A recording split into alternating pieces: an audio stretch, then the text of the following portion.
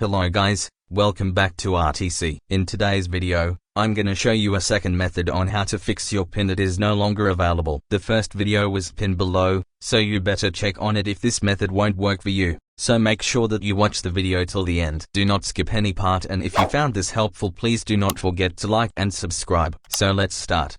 So now what you have to do, you need to press the shift key from your keyboard. Press it and hold it. While holding, you have to press the power button. Click on it and then click on restart. Again, click restart anyway. Make sure that you keep holding the shift key. Just keep holding until you get to the next screen. Now once you see this please wait screen on your computer, you can leave the shift key and let the next screen come up. Now you will see a blue screen here. You have to click on Troubleshoot.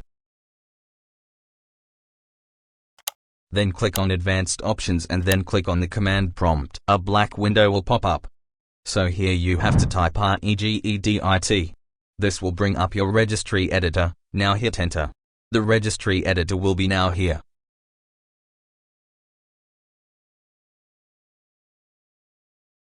You have to select HKey local machine. Click on it once, and from the top menu option click on File, and then click on Load Hive. You will be getting such kind of a screen, System 32. Once you come to System 32, you have to look for Config folder.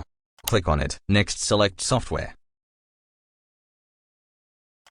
Then click Open. Now it will ask you the key name, so you have to name it M Software, and click on OK.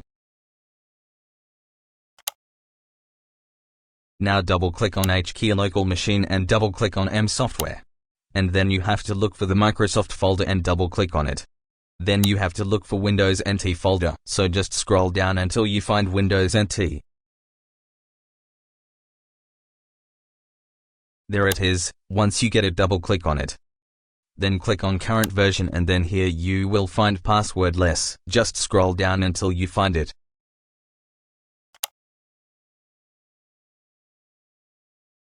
Once you find passwordless folder, click on it, and then click device folder.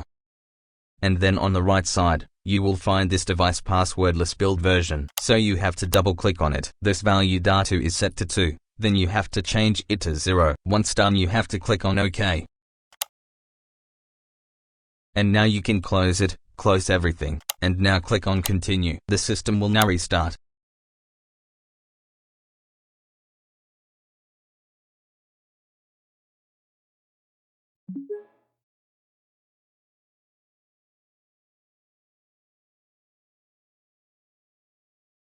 And this time when it comes up, it will give you a sign-in option. You can now try signing in. Hopefully, this will work for you. If you have any questions, let me know in the comment section.